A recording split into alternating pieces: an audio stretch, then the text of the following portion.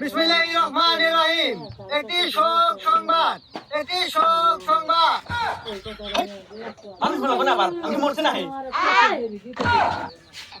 ও সবাই সেখানে মরে নাই। সরি ফর একটু মিষ্টি। হ্যাঁ আচ্ছা চেঞ্জ করতেছি। এই এলাকাবাসীকে পুরো 13 নম্বর সতর্কবাণী দেওয়া হচ্ছে।